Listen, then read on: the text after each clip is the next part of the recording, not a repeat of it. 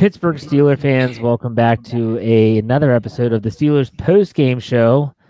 Kind of also an episode of The Standard is the Standard. I'm joined by my co-host, Lance Williams. But the reason why this is still considered a post-game show, I said this last week, I'll say it again this week. The game, yes, I'm not an idiot. It was Thursday, and this is Friday, but not everyone got to watch the game live. And if you didn't get to watch the game live, you had to DVR because it re-aired Friday morning East Coast time at 2 a.m. And so some of you maybe just are finishing the game, and for that I apologize. But we want to talk about the game when everyone's kind of watched it, so we're chiming in and getting a real feel for what does this game mean? Because if you check out BehindTheSteelCurtain.com, I swear to you people, you would think that the world is ending. You laugh, Lance, but I'm telling you, my winners and losers column had over 250 comments, and that was earlier in the day. Let's go real quick, Lance.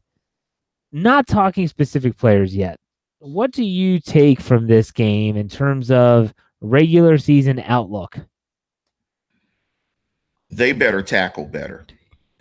Typically I do defense, but, as Jeff, we talked about it, we're going to just give our comments on both sides of the ball. Defensively, this team couldn't tackle simple arithmetic. This team it can't tackle. And the foundation of any defense is physicality and tackling. And right now, this is a bad tackling team. Look at the angles of pursuit. I'm not familiar with the wide receiver's name that did the cutback along the sideline and ran past number 31. And that you just can't let a guy cut back to the field and not get a guy out of bounds. You have an extra defender with the boundary. So the tackling and the physicality is not there.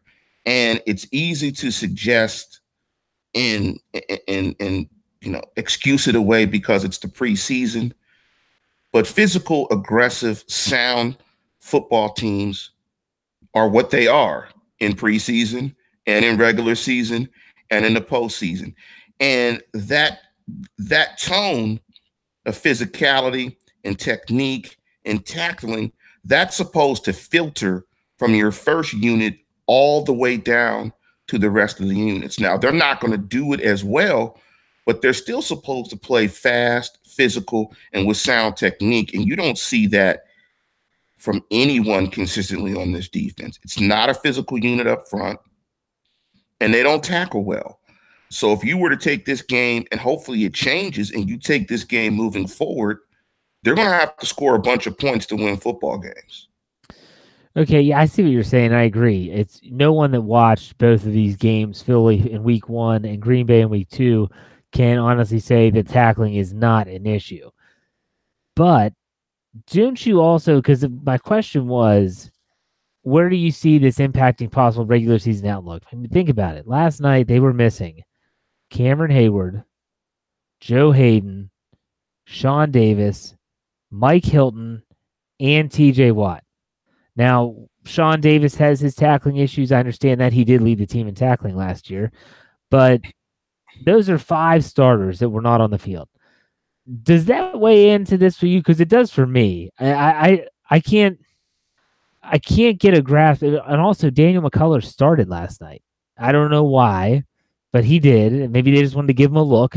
But I don't know. I can't put too much into it. Yeah, that's a basic skill, tackling, but I don't know. It's a foundation. It's a foundation of a defense. This wasn't the best tackling defense last year.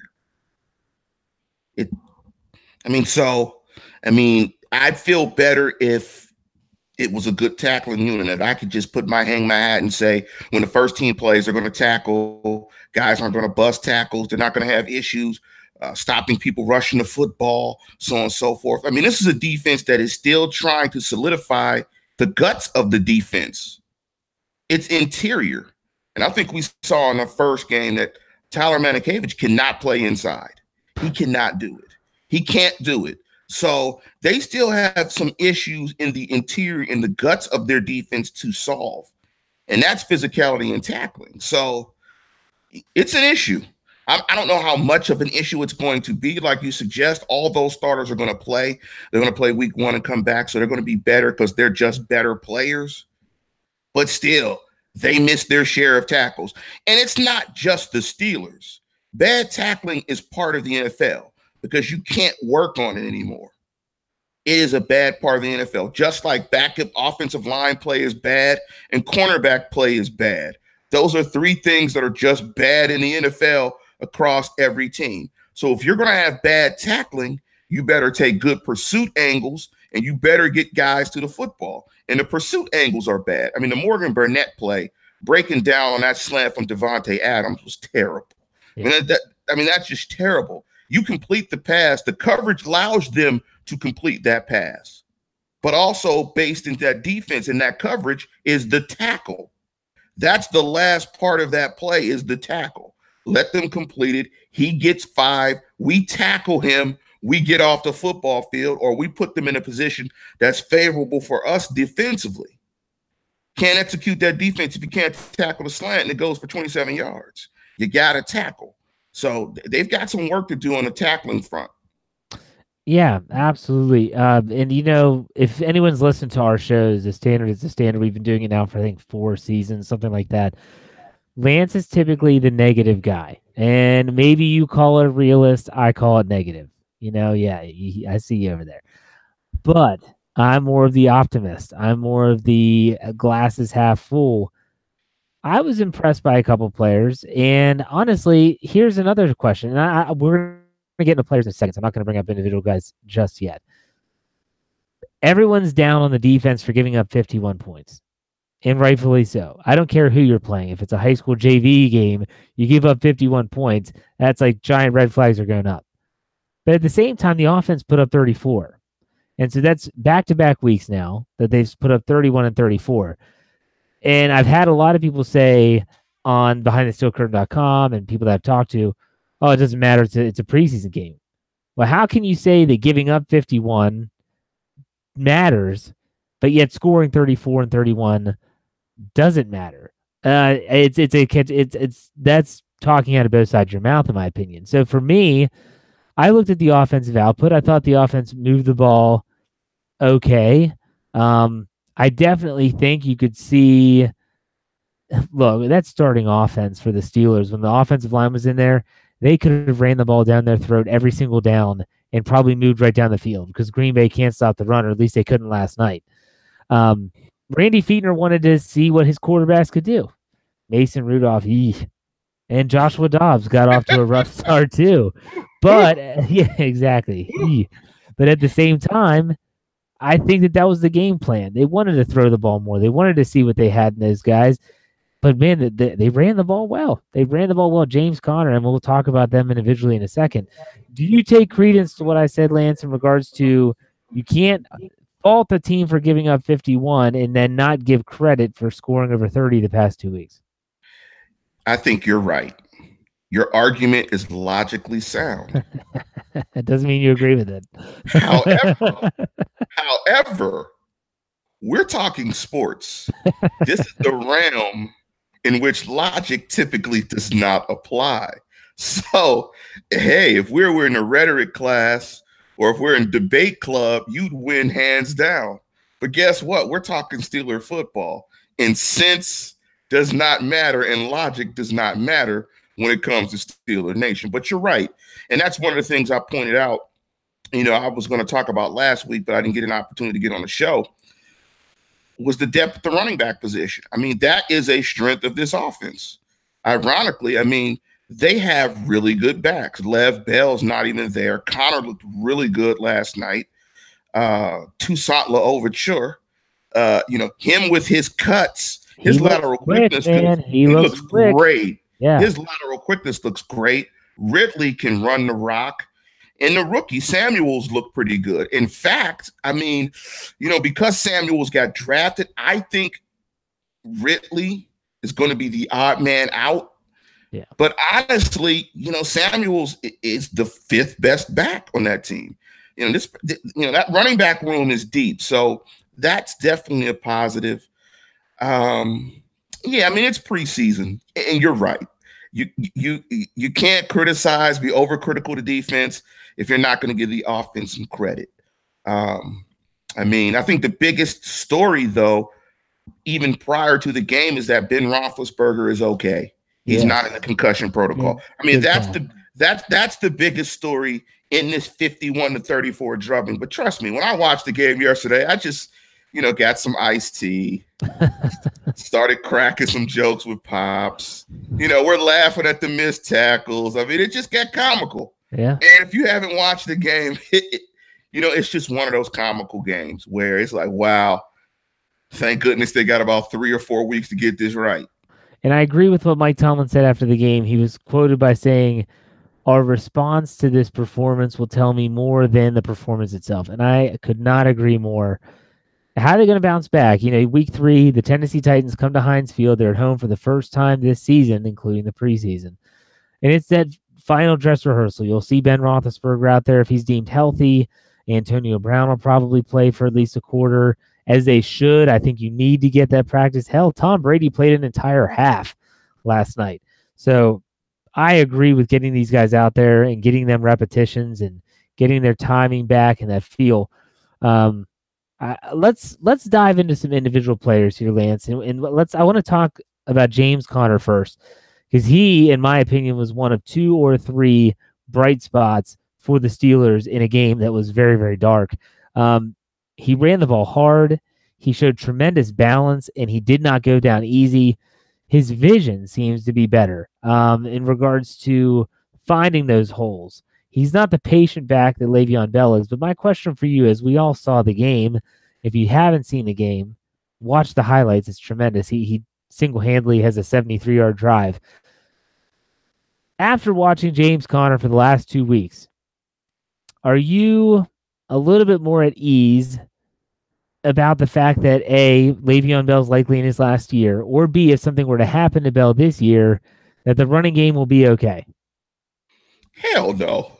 No way. No way. I mean, look, man. I mean, hey, let me speak to the Tomlin point.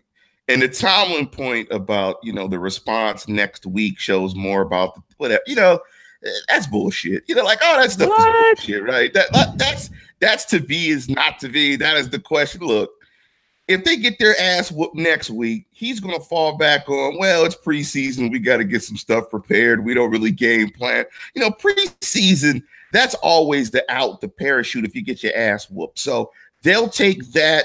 If they don't respond next week, they won't worry and they'll still get prepared. It's still a preseason game. So you can't take too much from it, good or bad. Let's say they go out next week and absolutely demolish the team and win 100-0. You think they're going to win a Super Bowl because of that? Hell no. So take it with a grain of salt next week and all that coach speak, because it's typically BS nonsense stuff. Now with Conner, look, man, Le'Veon Bell's a special back. Your running game is going to suffer if Le'Veon doesn't play. Point blank, period, unless you put David Johnson in the lineup. There's no one player that can replace Le'Veon Bell. They're going to have to do it by committee. So it's going to be James Conner and some other guy. So if I want to feel comfortable about the running game, they need James Conner, and who's the other guy that does what Le'Veon does and gets the 60 to 65 receptions and the 500 to 600 yards in the receiving game. Who's that guy? So if you show me that guy combined with Conner, I'll feel better, because it takes 2 regular guys to be Le'Veon Bell. And until they find that second guy, I wouldn't feel comfortable with the running game without Le'Veon Bell. No way at all. No, that's a good point. And Le'Veon Bell is a special back, and people sometimes forget that because he's not there. The way that he's handled his business might not appeal to everyone, but you're right. I think the only other player, in my opinion, that really stood out as playing well was rookie wide receiver James Washington. Yep. Man, he has looked good. And everyone that follows the camp reports, whether you're there in Latrobe or whether you're just following on BehindTheSteelCurtain.com or on Twitter, this guy's been doing this all camp. This is not a Damon Patterson, is this a fluke or is it for real? This is for real. This is James Washington. He did it in 4 years at Oklahoma State, and he's doing it now in the pros. And he is not your atypical receiver. He's not super tall.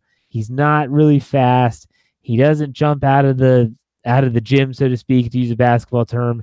But man, that guy can high point a football, something Martavis Bryant sucked at, by the way. He can high point a ball, and combat catches are what he does best. What is your projection for early season James Washington? Because I'm kind of drawing comparisons to Juju Smith-Schuster his rookie year last year and how they utilize them. But give me your overall thoughts on James Washington and what you think it's going to mean early in the season and how the Steelers utilize him. I think he's going to struggle. As well as he's looked in preseason, I think he's going to struggle. And I'm not being a hater for all my young Steeler fans. I'm not being a hater for my millennial fans. I'm going to give you just a specific football point. Combat catches are contested catches. The percentage of catches that you make that are combat catches and contested catches are slim. You do not want to make a living making combat contested catches. What I want to see from James Washington is some run after the catch and some separation. If I see that in this third game, along with the combat catches, put me on the bandwagon. I'm like, he's gonna rock and roll next year. But I want to see him run some routes where he's getting some clean separation and he's running away from some guys. That's what I want to see in the third game. So right now, until I see that, I think he's going to struggle. And I think the third receiving option is going to be Vance McDonald. And he will be a complementary player to Vance, Juju, and AB. I agree with. I don't necessarily think he's going to struggle as much as you may think, because I think he's going to see a lot of single coverage because the defense is going to be doubling Antonio Brown and shading Juju Smith-Schuster, who's had a tremendous camp, by the way.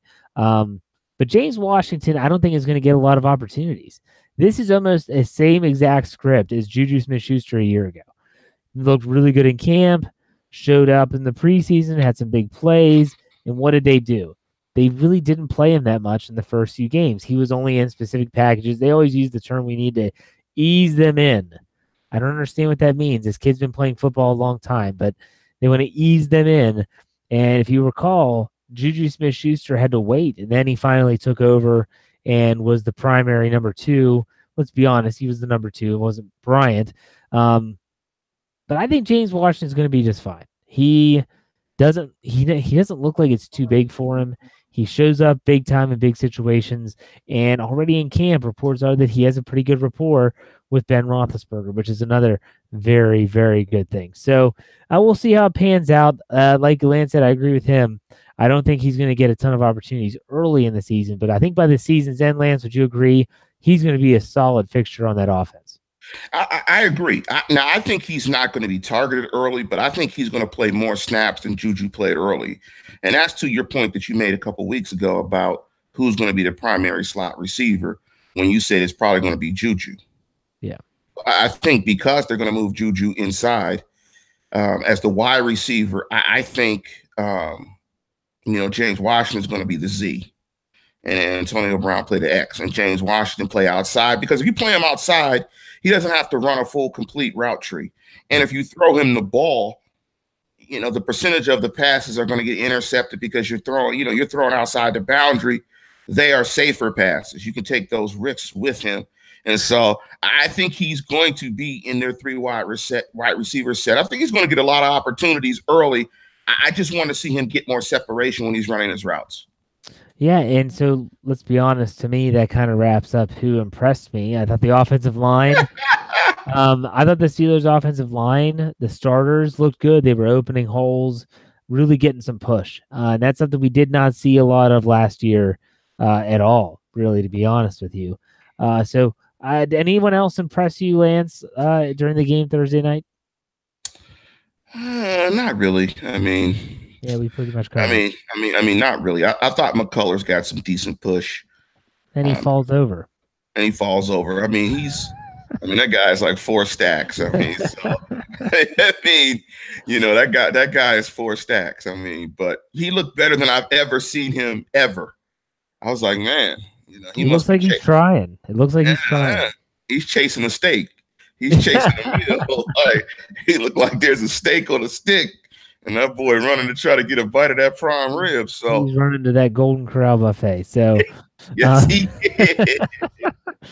anyway, so let's go to the other side of the ledger, and that is the people that made you go, oh, watching. I'll go ahead and start, and it was Mason Rudolph, and I'm a huge Mason Rudolph supporter. I really like the kid. I think he has a very promising future in the National Football League. But if you would only watch last night and you hadn't seen any other film like the good throws he made in week 1 or his college tape from Oklahoma State, you would never think that. He had happy feet, staring down receivers, going through his progressions, seemingly took forever. Very, very poor pocket awareness. I could go on, but let's just say it was a horrible night for Mason Rudolph. But kudos to him. This kid can manage the media like a seasoned vet. He stood up tall. He laughed. He laughed about the pick 6 on the first throw. They said, "Were you able to get over?" He goes, "Well, I was getting the ball right back. I had to," And so, he didn't seem like he was down in the dumps. Seemed like he really understood the situation. We'll see if he learns from it. I hope he gets second half reps in game 3 next week, because you figure Roethlisberger will probably play about a quarter. They'll probably get Landry Jones in there. And then I hope that they get Mason Rudolph the next group, because I want to see him perform again. But last night, Thursday night, week 2, that was dreadful. You can compound that, or you can go to another player, Lance. It's up to you. Well, the last thing I would add to Mason Rudolph, I think the thing that concerned me even more so than some of the things that you mentioned, because some of those things are going to be a part of a rookie quarterback, unless you're Josh Rosen, who showed really good pocket awareness in his first game. I was like, wow, this guy, Baker Mayfield, looked good. And we're doing this on Friday, the 17th. Baker Mayfield, and some of the throws that I watched Baker make tonight, Baker looked really comfortable in the pocket, giving himself extra space by backing up, stepping back in, stepping side to side and deliver. I was like, wow, it looks pretty advanced back there. So other than a few guys, some of the stuff that you said is going to be a part of a rookie quarterback's game. His arm is questionable. His arm, I'm not impressed by his arm. And I'm not saying you have to throw in a football so hard that you blast the barn doors down, throwing spirals and putting crosses in people's chests. I don't like his arm. I don't like the way the ball comes out. It doesn't look like the ball has a lot of velocity on it. Although he threw a nice little stick throw to Juju in the red zone, I don't like some of what it looks like when he's throwing deep ins and deep outs. It doesn't look good to me. So maybe that was just that night. I don't know. I got to see more. I'm not impressed with his arm at all. He's a timing guy. Now you got to remember, he came from a spread offense, shotgun quarterback. If you watch when he gets his foot in the ground, has time, and is decisive with his throw, like you saw the pass to Juju for the touchdown, his arm strength is not. It's never going to be, like you said, a Brett Favre. Holy crap! Look how hard he just threw that ball. It's not even going to be a Ben Roethlisberger. Wow, he threw that off his back foot and it still got there on a line. He's a quarterback that's going to be. It's timing, and so him coming under center, which is something he never did in college, is you can tell it's an issue. Watch his dropbacks when he's under center. Just not comfortable yet. It's really uncomfortable and it's slow because you can tell he's processing his drop, and then he's processing the defense when it should be, I'm processing the defense from step 1.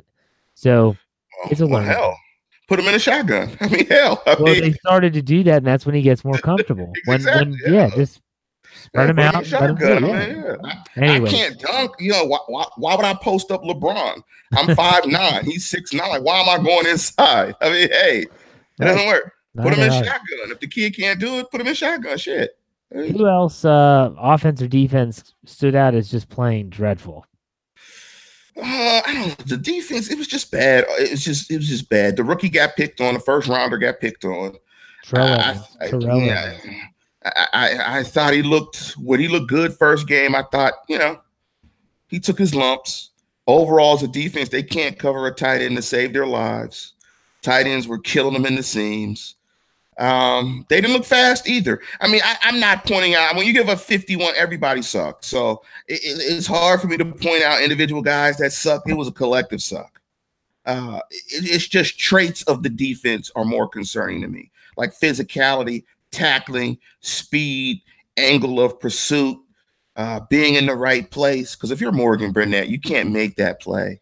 You can't squat on that slant. I mean, you just can't do it. I mean, nobody can get their feet moving fast enough. I mean, again, you got to tackle that slant. So I'm more. The bigger things were more the problem for me than individuals. They all sucked, pretty much. I'll tell you someone who sucked. Jordan Berry sucked. I'm sick and tired of this guy. And you may say, and people laugh at me all the time, Jeff, he's just a punter. Now, first and foremost, they haven't had a good punter since Mike Tomlin has been hired as the football coach, period. And you could even go back into Bill Cowher's days. And hell, they drafted Daniel Sepulveda in the 4th round. Yeah, you probably forgot about him.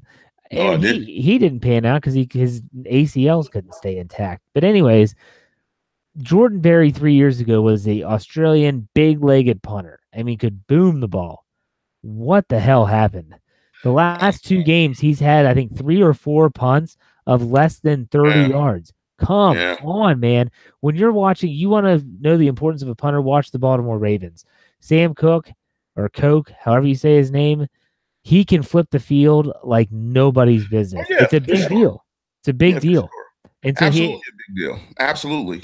Yeah, and Jordan Berry sucks. And you know what? The fact that Mike Tomlin started his post-game press conference, he talked a little bit about the players taking their lumps in the preseason, and he added, before he took questions from the media, our punting needs to be better. If that's not a shot across the bow of, look, man, I'll find another punter somewhere. So there's going to be punters cut. I'll get someone off the street and replace you. I don't know what would be. Absolutely. It'll be as soon as they break camp. Don't be surprised if a punter's coming in. And I do remember Daniel Sepulveda. You guys' arms are about the same size. Like his, he huge. Yeah, exactly. If he kicked to the size of his arms, he'd probably still be around. He had guns. He was tanned with big arms. That's why I liked him. I like that guy. He had guns. He used to roll his sleeves up and stuff. Like, he was clearly proud of his biceps. Hell yeah, from Baylor. Remember, he used to lay people out too. Exactly. He couldn't stay healthy. Yeah, that's why. I'm trying to think someone else that really sucked, in my opinion. There were so many. Cody Sensabaugh. Yeah, well, I don't want to go too hard on Sensi because that call, I'm sorry. That personal foul call, yeah, that's ridiculous. I mean, you agree, right? Wait a minute, Jeff. What? First of all, if you suck, you can't have a nickname. We got rules on this show. You can't suck and have a nickname. But it's appropriate that his nickname is Cincy because the Bungles suck. So maybe, you did it unconsciously. But listeners, if a player sucks, you got to super suck to get a nickname because, I did call our former #1 draft pick El Busto, who's no longer in the NFL. So maybe if you super suck, you get a nickname. But and Cincy is appropriate. Name him the Bungles. So instead of Cincy, call him Bungles. And we'll all know who he is. So the Bungles, yeah, he played well in week 1, though, don't you think? Come on, man. I'm honest. I'm being honest. So you got to give him credit. I thought he played well. I'm still trying to figure out which defensive backs are going to keep. Hayden, Burns, Hilton, and Sutton are locks. That's 4. Yes. How many are you going to keep and who are you going to keep? I do think they like Brian Allen, and I think they should keep Brian Allen because I think that Brian Allen could potentially be an answer to some of the tight ends that they might have to cover. He's big. He's a big guy. Edmonds is in the mix too. So Edmonds makes it 5. Well, if you're considering him a cornerback, I'm not talking defensive. No, secondary, just defensive back. Let's just talk cornerbacks. Let's not talk safeties. Safeties is a whole other bag of worms. We have 4 cornerbacks that we both agree are definitely going to make the team. I don't think they keep 6 because I think they're going to keep an extra safety. So who's the fifth cornerback that they keep? My It's money. Bungles. It's Bungles. Exactly. That's where my money is too. Bungles. He's getting all the snaps. It's Bungles. And he played a bulk of, the second part of the season when Joe Hayden went down, and their defense went to shreds when he started too. That was the one thing that stood out. You know what, Jeff? I thought we wanted to do a true false, but I'm glad we're just talking about the game. But I do want to throw you a true false question. Sure. Since we're talking about corners and we're talking about the defense. Is Joe Hayden the most important member of this defense? False. I'm going to say I think it's eventually going to be TJ Watt is the most important member of the defense, personally. But I could see where someone would say Joe Hayden would be true, that the statement would be true, and that Joe Hayden would be the most important. Like originally, I thought it was Cam Hayward. Right, that's what I originally thought. That's what I thought going into the season. Although he had a well of a year last year, it wasn't him, in my opinion. It was true. So I'm answering that question. I'm answering that statement true. Joe Hayden is the most important member of that defense because that defense was really bad second half of the season when he went down. They started giving up a bunch of points, and they really never recovered. They became that defense as they went into the playoffs. They gave up the points against Green Bay. They gave up the points against the Ravens. They gave up the points against the Jags, against the Patriots. I mean, they start giving up 30-point games every week. And their offense was so on fire second half of the season, it saved them. So I think it is. I think it is Hayden. I think Hayden is the most important player on that defense. He plays a dynamic position, and that's where Hayward loses it for me. Because although you look at Aaron Donald and J.J. Watt, you say, okay, well, they're dynamic. I feel like those are almost generational athletes. Right. They're not typical at that position. Hayward's tremendous, and he's in the top 3 of his position amongst the NFL. But at the same time, I don't think he's that difference maker. A lot of people will argue with me, and that's fine. Everyone's entitled to their own opinion. But I think TJ Watt this year, if he can take a step forward, become a better pass rusher, we know he can cover. We know that he is pretty much I think he's a pretty sure tackler. He's had his moments, but at the same time, I expected a step forward. I really hope he plays on Saturday, or at least starts to practice. Man, this guy missed all of camp with that hamstring injury. That bothers me a little bit. So yeah, absolutely. That's what I think about that. I think for me, I don't really want to talk about this game anymore because it was that bad. And I had to watch all 4 quarters and I had to write about it. And the first quarter took almost 2 hours, it felt like.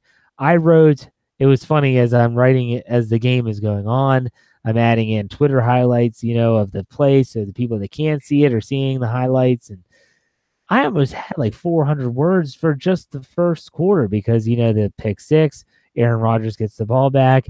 He scores a touchdown. The Steelers score a touchdown.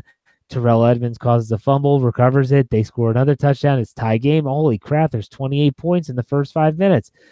Then things calm down. I hope the fan base can kind of calm down as well. It is just a preseason game. They won't. The sky is falling.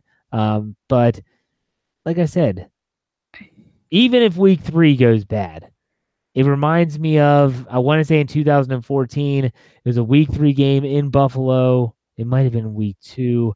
Anyways, Ben Roethlisberger, they go out, they don't do anything, nothing happens. He hits Martavis Bryant for a big touchdown. Everyone's going nuts, and then the wheels fall off.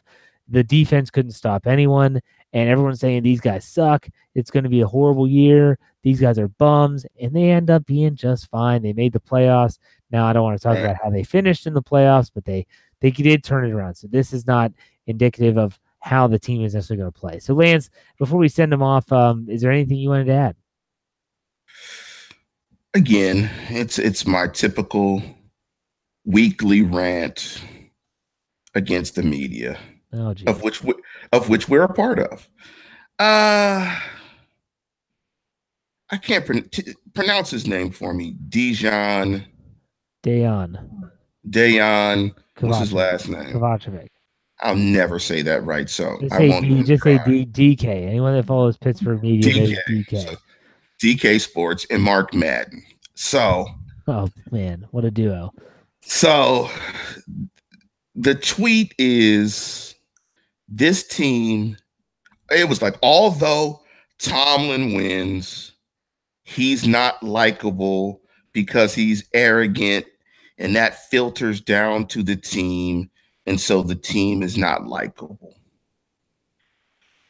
I know what's not likable: a bad football team. This is about wins and losses. And listeners, whenever a media person makes it about anything other than wins and losses, it's not even necessarily about the character of the guys on your team. It's about wins and losses. That's what it is. Why do people like the Pittsburgh Steelers? Why do we go out with Steeler gear, my new lid? That's so sweet. And we have our chest puffed out. It's because we got 6 championships, not because people liked us. When you win, people are not going to like you.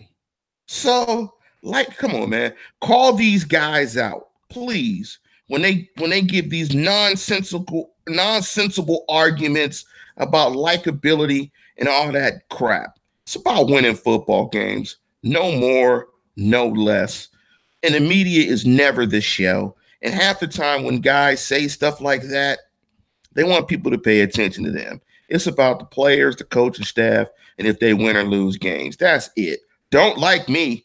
Get 7 rings. I hope they're hated and they get a 7th Lombardi. I hope the media can't stand them and they go out and win a Super Bowl. Bet you the media will like them then. Oh, yeah, because it makes them more money. I will add on to that. People always mention the Steelers way. And I use air quotes. So I say, that's not the Steelers way. Like, for instance, if a player, think about Santonio Holmes when he got busted with pot. That's not the Steelers way. Look, if you paid attention, I wasn't alive, but I've read several books about the 70s Steelers, and I've heard plenty of stories from my father who lived it. Those guys were not choir boys, okay? Not at all. Could you imagine Joey Porter with a Twitter account or Facebook Live? I mean, think about that. I mean, people, it's a different game now. I mean, this world that we live in is different. And so the Steelers way has never been about being good off the field or taking less money. It's been about winning football games, and not just football games, championships. Do that. That's the Steelers way. And yeah, they play favorites, man. There's a reason why after the 2005 season, when they won Super Bowl 40, James Harrison has a scuffle with his significant other. He stays on the team. And then Cedric Wilson has a scuffle with his lady, and he gets cut. Steeler way. The Steeler way. Ben Roethlisberger gets accused of rape twice and stays on the team, and yet other players are gone for the most medial thing. That's the Steeler way. Win football games is the Steelers way. They might as well just say, just win, baby. I hate saying that. But it's win games, man. I mean, look, I'm a little bit older than Jeff. And, you know, if you're from Pittsburgh, there's a famous bar. I don't know if it's still open. It's called Nat's. It's a famous bar in the Strip District. Steelers used to go there all the time. I used to be in there with my cousins drinking $1.50 Miller High Life and shots and eating wings. And Steeler players would be in there cutting up. I can't say some of the stuff that I've seen. These guys were cutting up, and trust me, hashtag Me Too was going down. Yeah, every time in there. It wasn't calm and gentle. It was, I'm a Steeler. Yeah. So, hey, man, just win games. Yeah. I don't know any of these guys. Win games, I'm all good. Could you imagine, though, if Joey Porter did have a Twitter account back when he played? That would be entertaining. I think that would be wildly entertaining.